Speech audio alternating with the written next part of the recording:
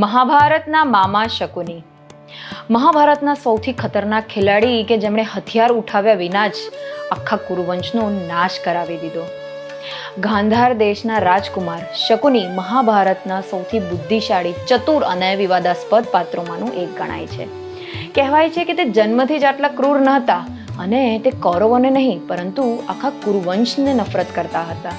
લોકકથાઓ અનુસાર ગાંધાર દેશની રાજકુમારી ગાંધારીના લગ્ન અંધ રાજા ધૃતરાષ્ટ્ર સાથે કરવામાં આવ્યા હતા અને આથી જ તેમના ભાઈ શકુની અને તેમના પિતા રાજા સુબલ ખૂબ જ નારાજ થઈ ગયા હતા.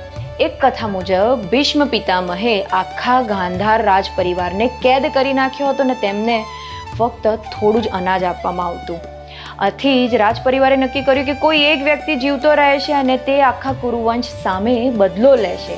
આથી શકુનીને જીવતો રાખવામાં આવ્યો અને તેણે પ્રતિજ્ઞા લીધી કે તે આખા કુરુવંશનો નાશ કરશે.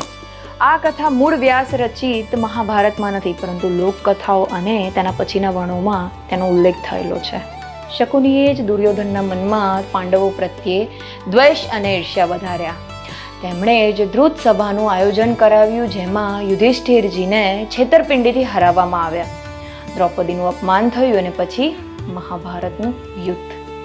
મહાભારતના યુદ્ધમાં સહદેવના હાથે શકુનીનો વધ થયો પરંતુ મૃત્યુ પહેલા તેમણે મોટાભાગના કુરુવંશનો નાશ થતા પોતાની આંખે જોયો.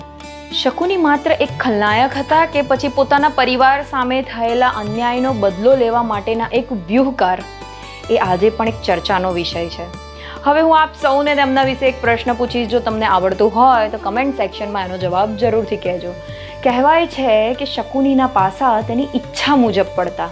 તો તમને ખ્યાલ છે કે એના પાસા શેમાંથી બનાવવામાં આવ્યા હતા? જય શ્રી કૃષ્ણ.